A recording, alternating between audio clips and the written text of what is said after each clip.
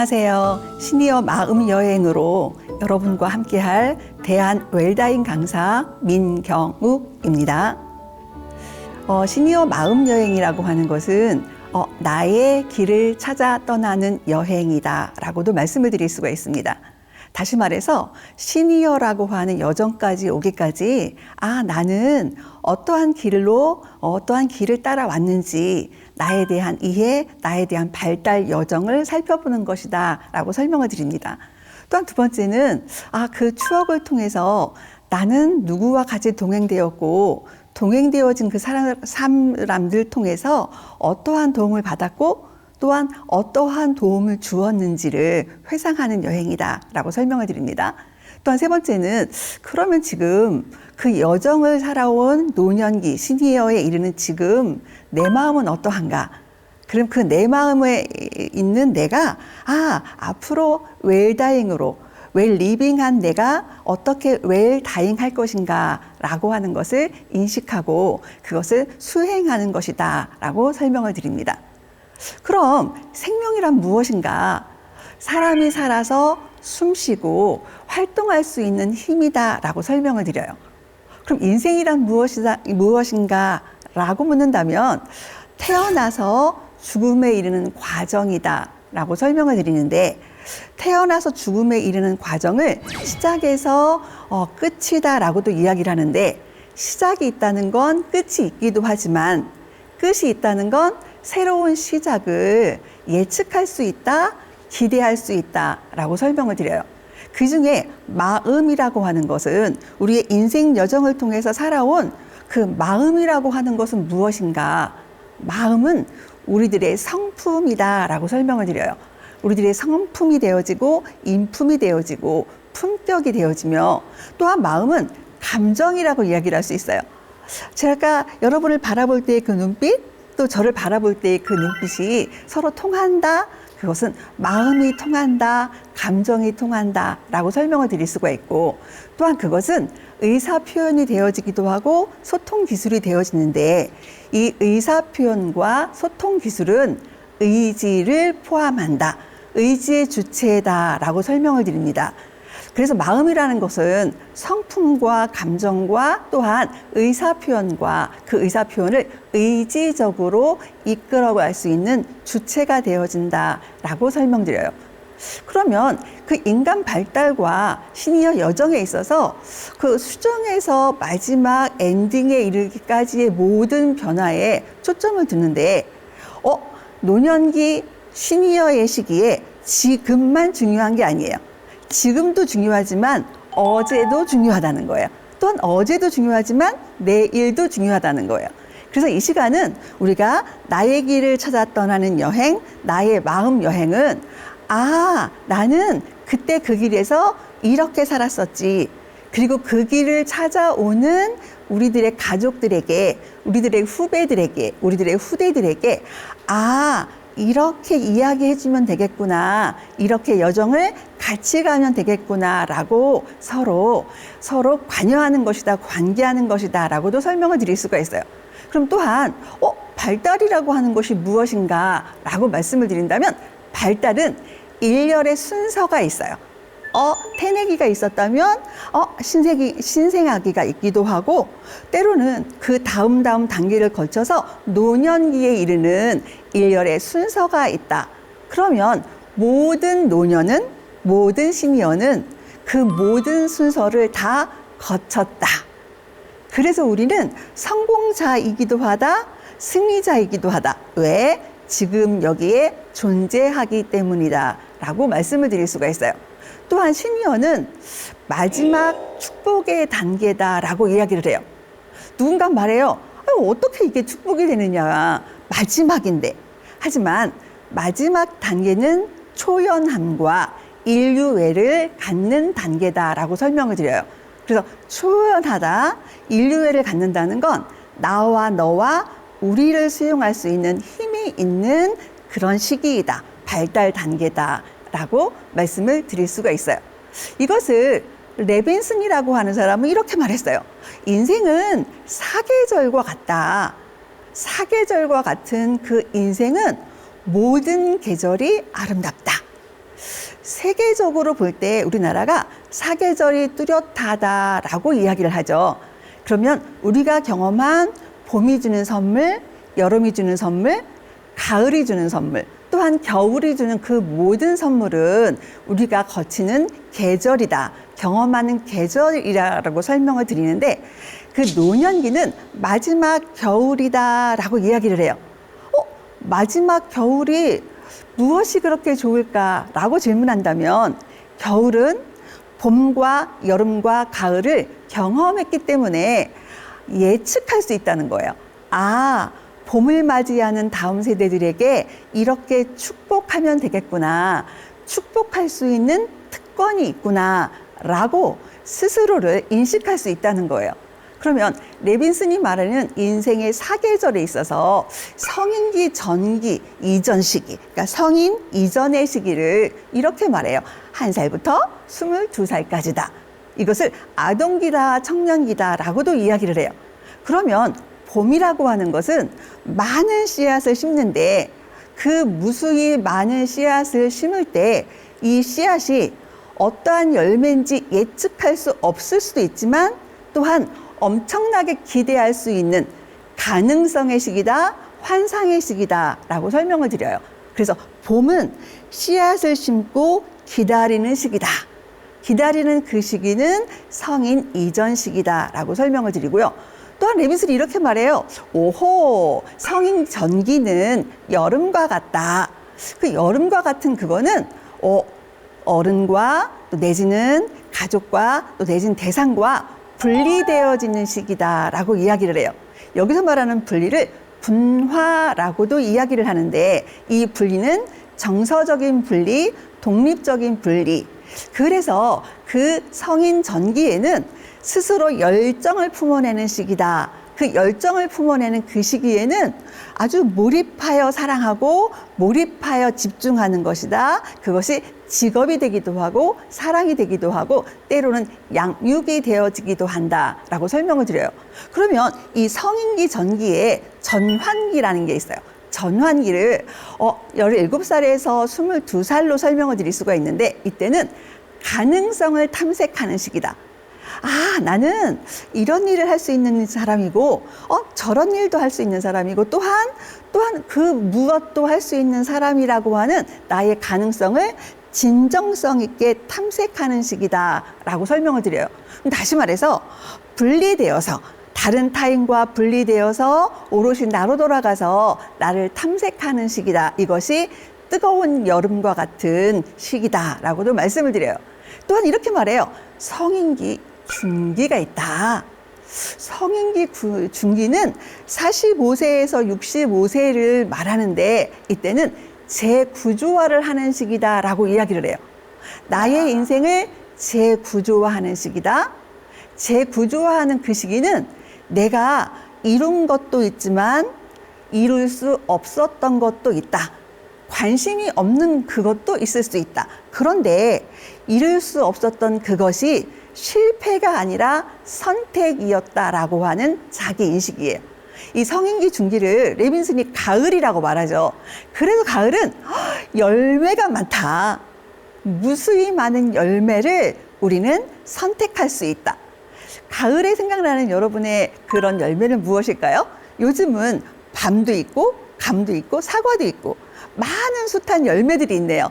그 열매들 중에서 나는 그 많은 열매 중에서 선택한 사람이다. 그 선택한 것을 성공한 사람이다 라고 하는 자기 인식인데, 이것을 또한 전환기로 이렇게 말을 해요.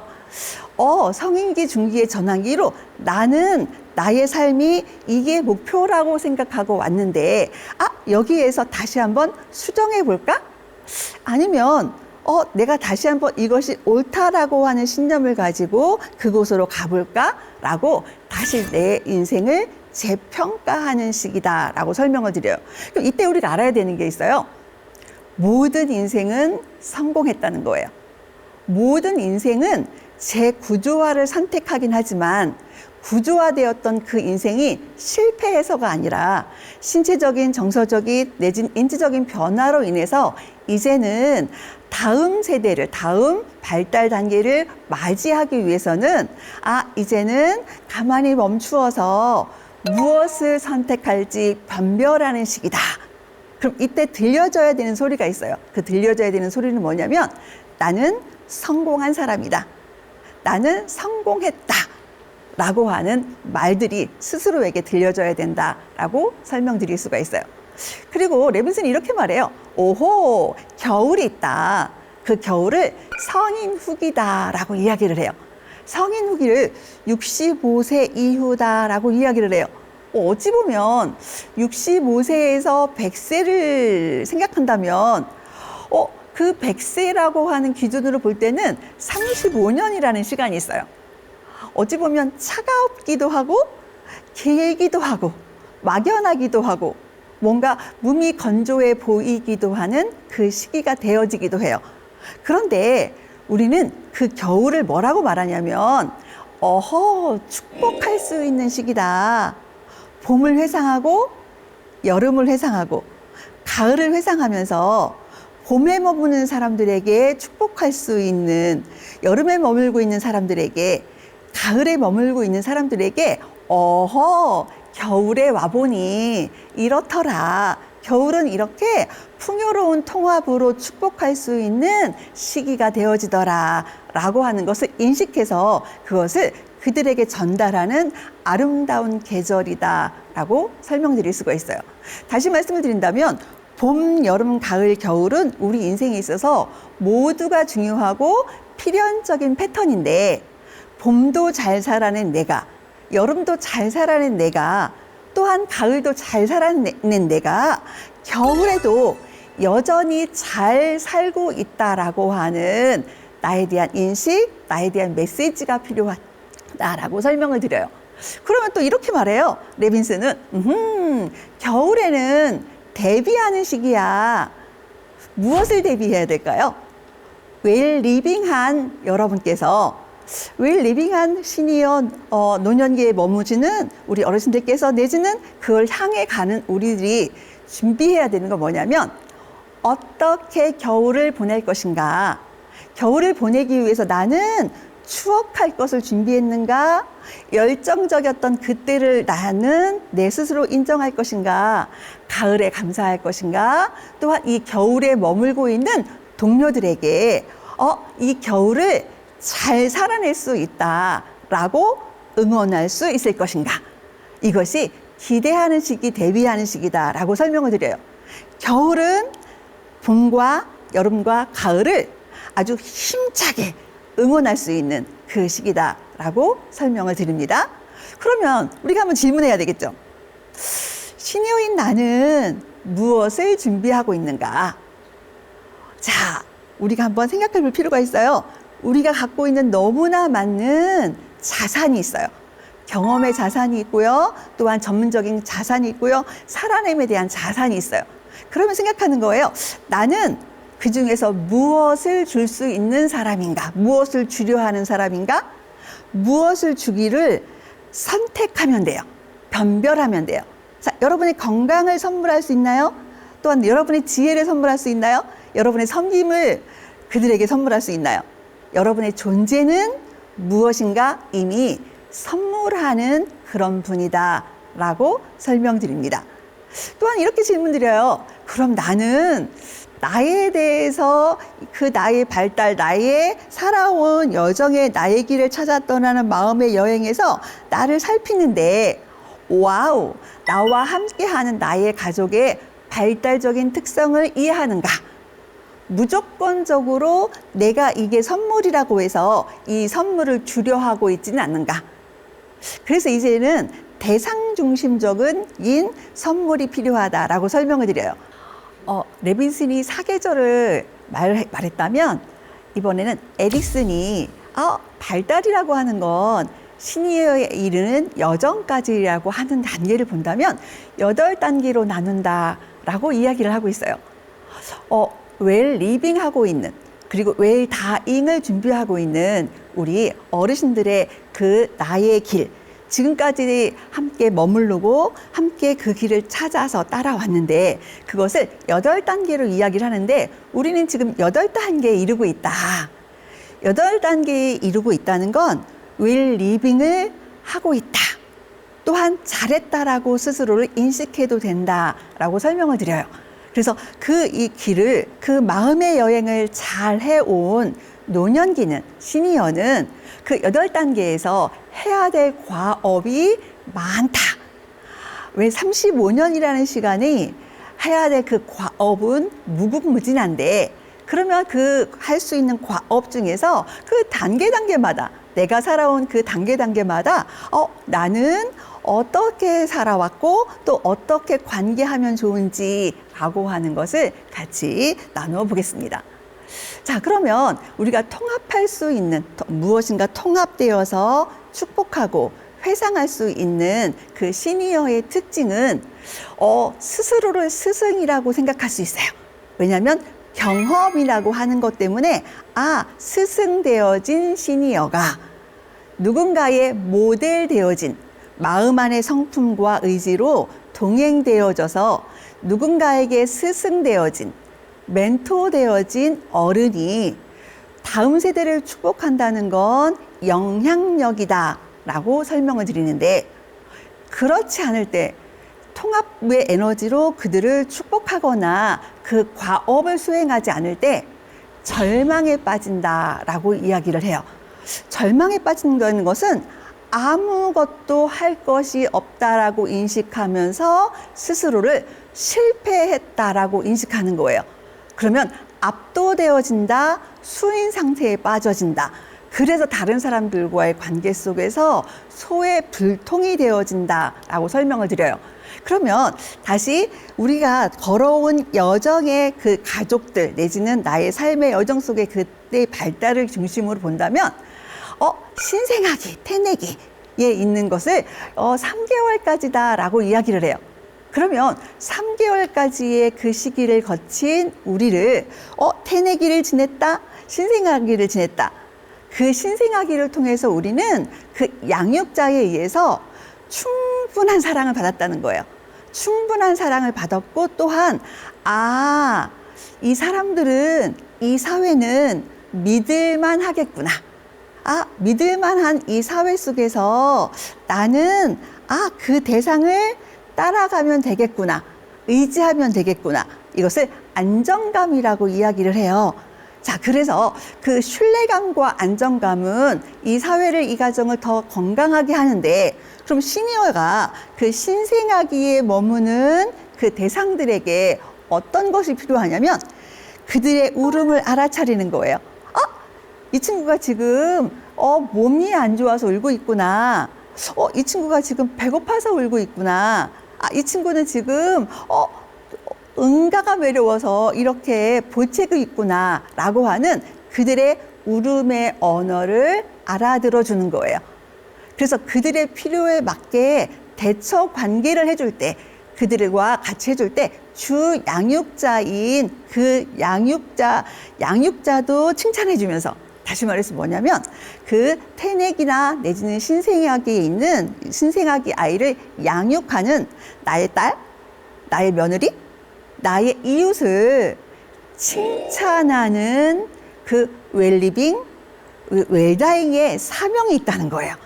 다시 말해서 양육으로 너무나 힘들고 버거운 그 상황을 훌륭한 그 일을 양육을 하고 있다. 그러므로 이 아이가 안정적인 미래로 갈 수 있는 아이로 성장되어지고 있다라고 하는 인식을 그들에게 심어주는 거예요.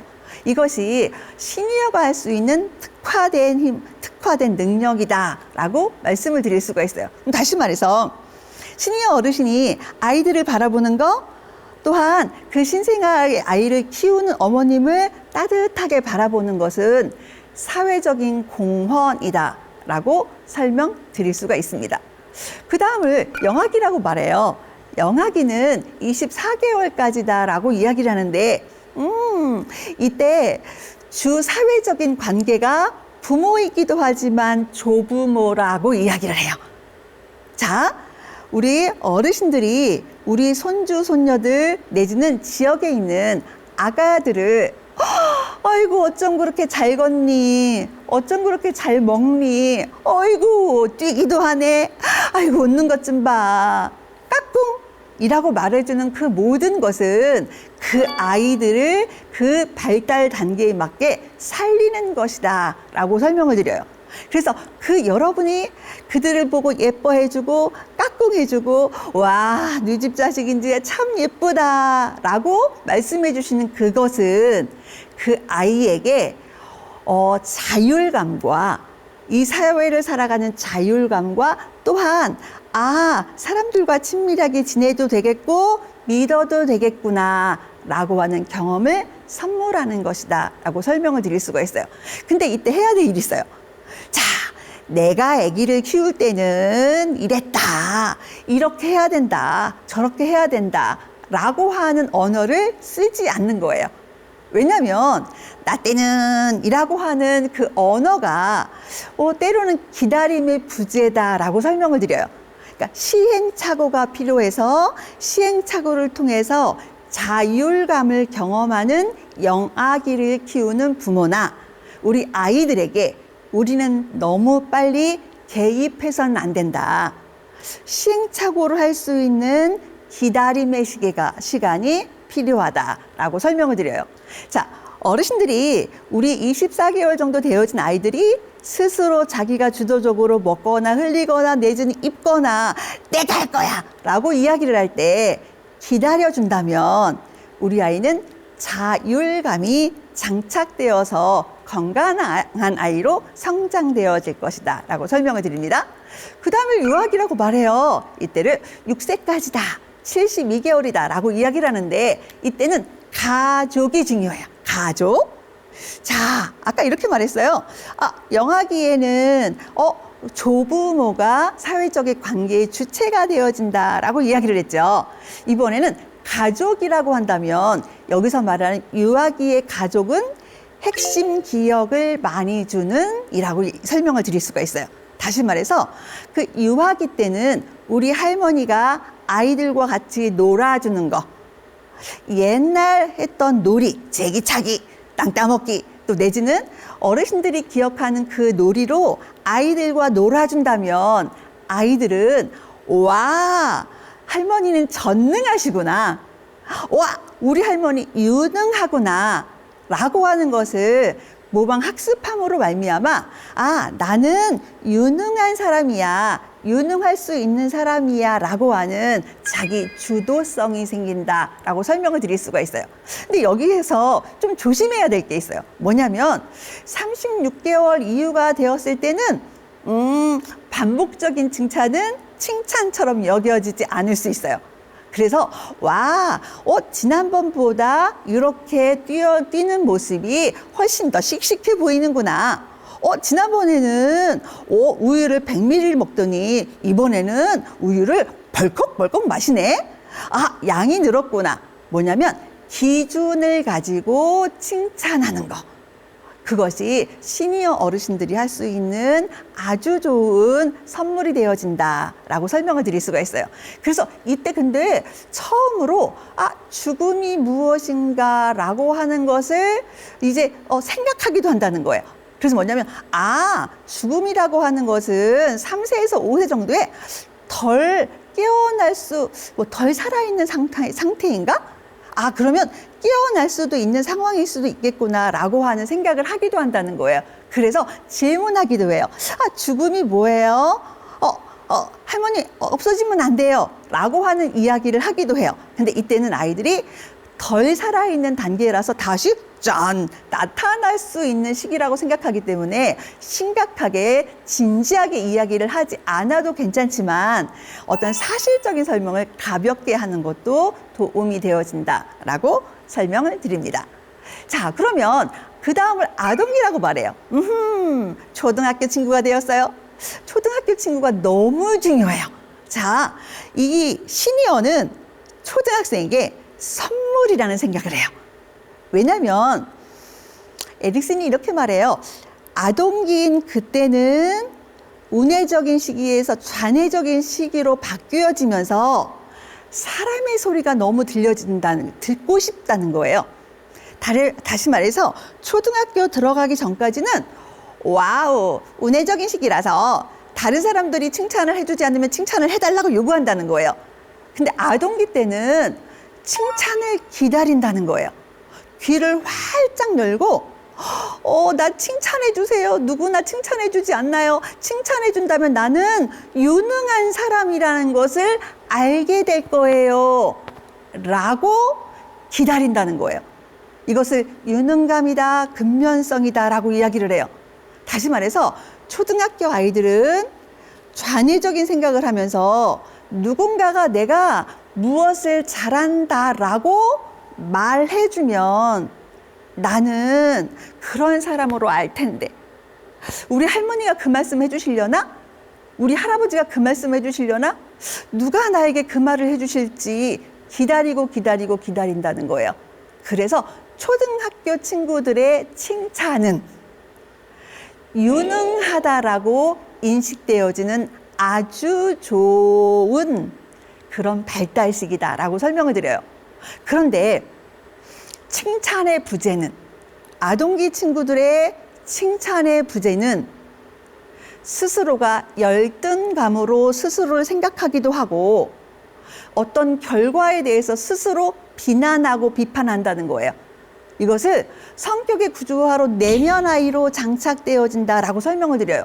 다시 말해서 아동기 때 할머니 제발 저에게 말씀해 주세요. 할머니 저에게 제발 말씀해 주세요. 라고 귀를 활짝 열고 어르신들을 찾아서 레이더망을 돌리듯이 돌리는데, 그때 우리가 아무것도 하지 않는다면, 웰다잉, 오늘을 잘 살아내는 그 과업을 수행하지 않는다면 우리 아이들은, 우리의 후배들은 열등감으로 자기를 유능한 사람이라고 생각하지 못할 수 있다는 거예요. 그래서 일관성 있는, 지속적 있는 칭찬이 필요한데, 자, 어이구, 저는 손주가 너무 많아요. 이러실 수 있어요. 여러분이 손주가 너무 많을 수도 있어요. 그죠? 가족이 너무 많을 수도 있어요. 하지만 이렇게 안내를 드려요. 월요일 날은, 아니면 첫 번째는 첫 번째 손주를 칭찬해야겠구나. 둘째 주는, 아니면 화요일 날은 둘째 손자를 칭찬해야겠구나. 이렇게 칭찬하는 나름대로의 스케줄을 짜서, 너는 특별히 운동을 잘하니까, 너는 특별히 책을 좋아하니까, 너는 특별히 마음이 예쁘니까 라고 하는 일관성 있는 지속적인 칭찬을 해준다면 아마도 시니어 어르신들은 그들에게 가장 큰 선물이 되어지지 않을까라고 설명을 드려요. 기억나는 게 있어요. 뭐냐면 저희 어머님이 저희 집은 굉장히 손이 귀한 집이었어요. 그리고 오빠 내지는 동생들이 너무 잘생긴 거예요. 그러니까 가는 사람, 보는 사람, 가는 곳마다 어휴 어쩜 그렇게 잘생겼어요. 어쩜 그렇게 똑똑해요, 훌륭해요 라고 하는 칭찬을 받는데 아무도 저를 칭찬해 주지 않는 거예요. 존재감이 없는 저로 제가 성장하고 있었어요. 그때 저희 어머니께서 저를 데리고 장독대로 가시는 거예요. 그래서 장독대에 딱 저를 세워놓으시더니 뭐라고 말씀하시냐면, 자, 경우가 엄마 눈을 똑바로 봐. 저 사람들은 무식해서 아니야, 너무 몰라서 너의 진가를 바라보지 못하시는 것 같아. 알아보지 못하시는 것 같아. 근데 엄마의 눈에는 너의 미래가 보인단다. 다른 사람이 칭찬하지 않을 때 엄마가 해준 그 칭찬을 기억하렴. 이것이 일관성과 진정성이 있다 보니까 아무도 나에게 관심 없을 때 저는 저에게 아유 바보들 같이 나의 진가를 몰라본단 말이야 라고 저에게 유능감으로 내지는 성실성으로, 근면감으로 내가 나에게 칭찬했다는 거예요. 그래서 나를 지킬 수가 있었다라고 경험을 말씀드려요. 다시 말씀드리면 우리 아동기 초등학교 친구들에게는 어르신들이 선물관 같다, 준비된 선물과 같아서 그들에게 축복하면 축복할수록 그들은 잘 안정적으로 성장할 수밖에 없다. 근데 이제 또 기술이 필요해요. 뭐냐면 무조건 말하는 걸과 무조건 오라고 해서 말하는 게 아니라 에너지로 말하시면 돼요. 엘리베이터를 타고 가는데 아동기 친구들이 있다? 훌륭한 사람이 될 아이군. 역시 성공할 아이야. 라고 하는 에너지로 마음 여행을 하면 된다라고 설명드립니다. 이때 아이들이 죽음에 대한 이해를 하고 있어요. 그래서 뭐냐면 죽는다는 건, 그래서 죽어서 다시 살아난다는 건 불가능하기도 하구나, 피할 수 없겠구나 라고 하는 것을 9살 정도까지 생각한다면 다시 한 10살 정도까지는 최종적이라고 생각해요.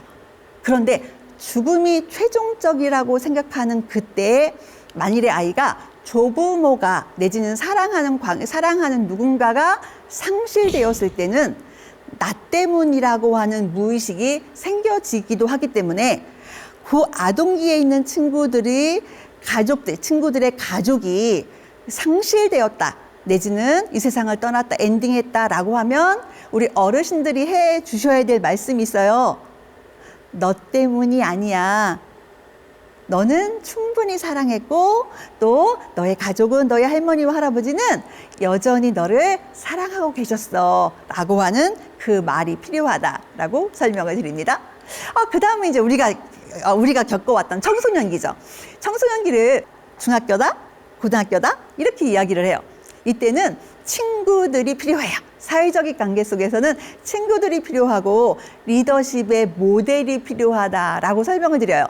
그러면 친구가 필요하고 리더십의 모델이 필요하다, 그리고 또래를 좋아한다라고 한다면 이때는 접속으로 칭찬해 주시면 돼요.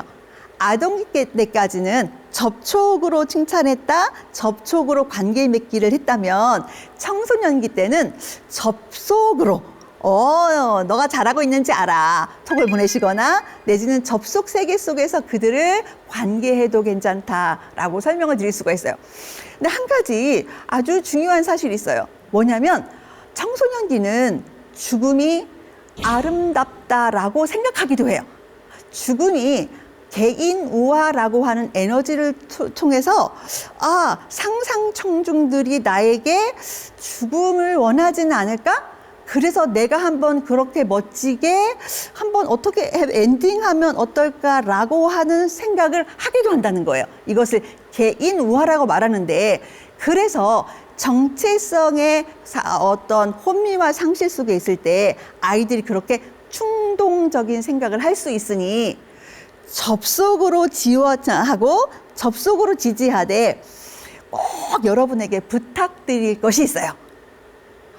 무엇인가 잘하고 있다, 진로를 정하거나 방향성을 정했다라고 믿어주는 거예요.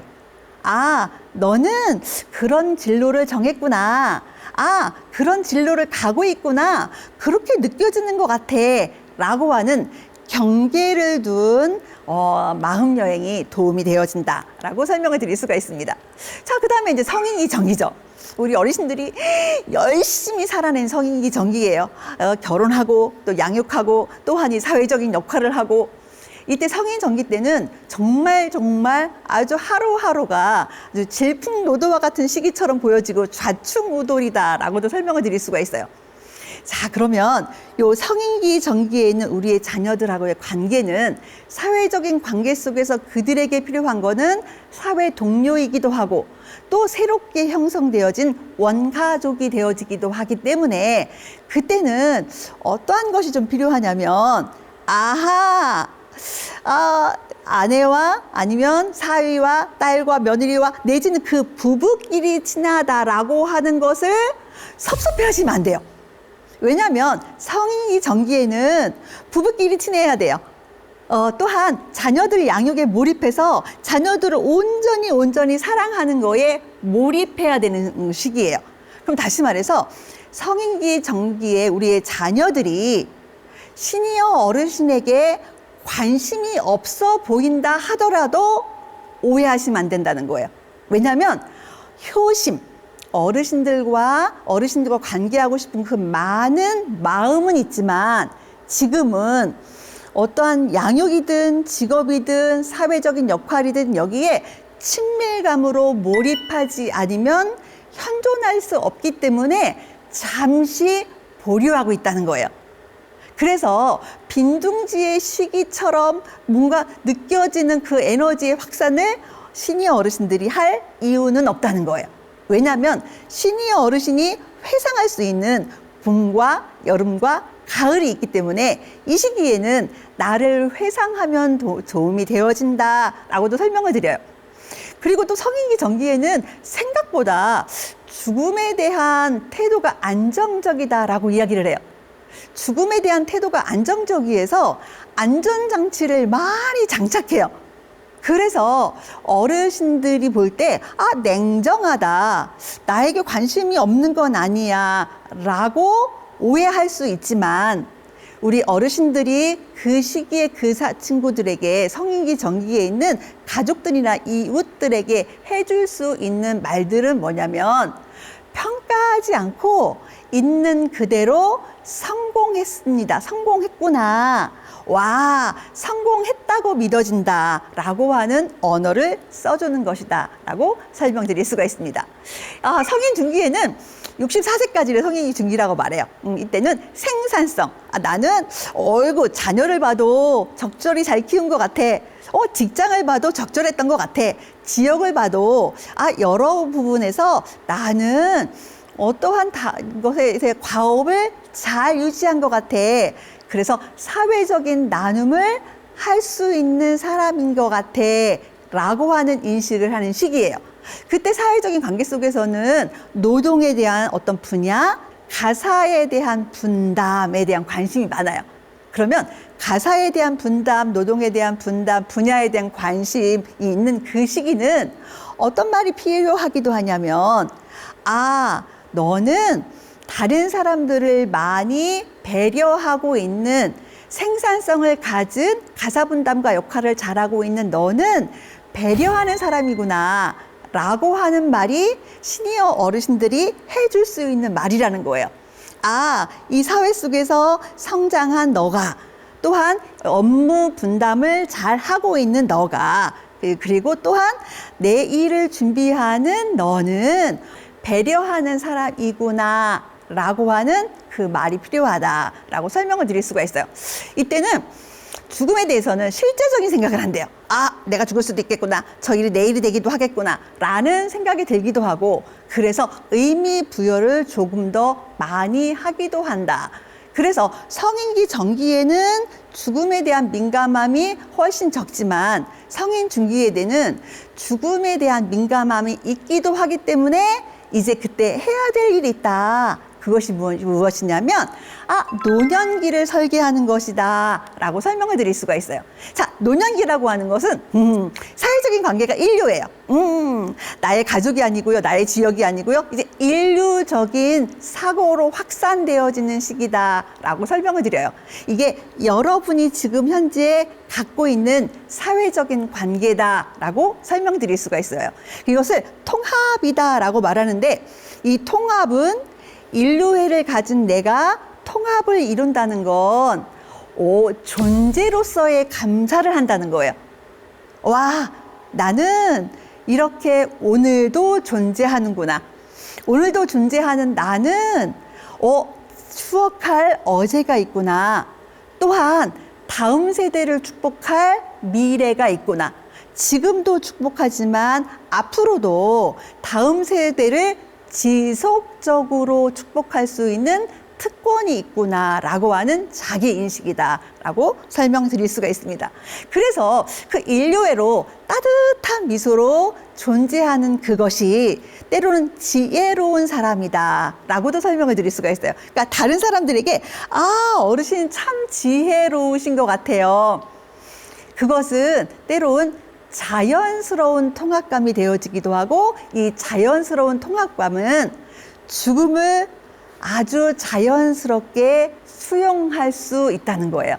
자, 그러면 죽음을 자연스럽게 수용할 수 있다는 건 초연할 수 있다는 거예요.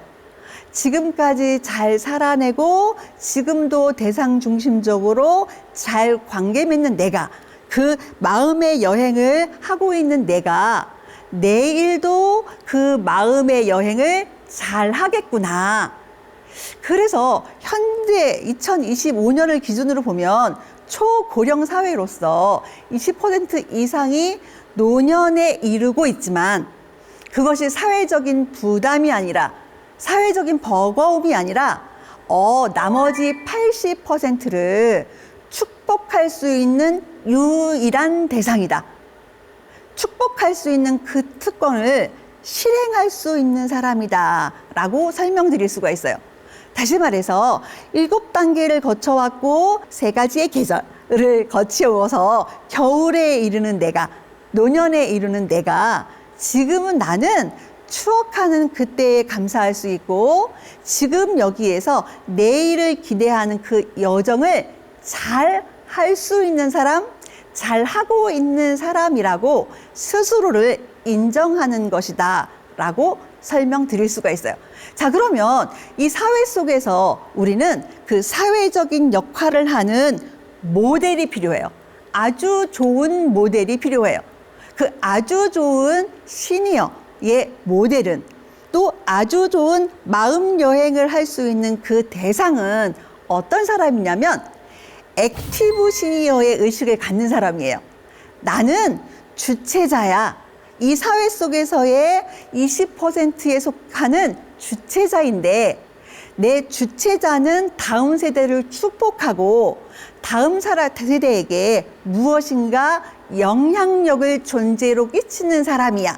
다시 설명드리면 권위적으로 나는 그런 사람이야 라고 이야기를 하는 것이 아니라 권위가 있는 사람이라는 거예요.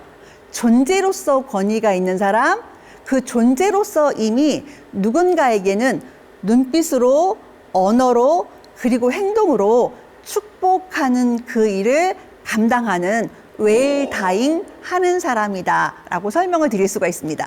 자, 그러면 우리 마음여행은 지금까지 마음여행 그리고 내일로의 마음여행을 본다면 웰빙하고 웰리빙한 우리가 웰다잉을 누리고 설계하는 주체자로서 이렇게 말할 수 있을 것 같아요. 어제의 인생에 감사하다. 그리고 나는 나의 내일을 기대한다. 자, 여기서 기대하는 데 있어서 저는 저의 고백을 해보자면 저는 제가 소속되어 있는 집단에서 87세가 되어지는 그 해에 100주년 기념 행사가 있어요. 저는 건강하고 자발적인 도보로 그 100주년 행사에 참석하기를 기대합니다. 또한 하나를 더 기대하고 설계해 보자면 100세 상일 잔치를 아주 감사함으로 마치고 100세 다음 날 아주 조용히 평안히 이 세상을 엔딩하는 것이다 라고 설명을 드리는데, 그럼 그때까지, 지금부터 30여 년이 남은 그때까지 어떻게 할 것이냐. 매일매일 감사하는 삶, 존재로서의 감사하는 삶, 그리고 누군가를 축복하는 그 마음 여행을 하는 삶을 살겠다라고 설명을 드립니다. 자, 그러면 어제도 잘 살아오신 여러분, 오늘도 잘 살아낼 여러분, 그리고 내일도 잘 살아내실 시니어 어르신들을 다시 한번 존경한다라고 말씀을 드리며 존재로서의 여러분에게 감사드리며 이상으로 마음 여행을 마치겠습니다. 감사합니다.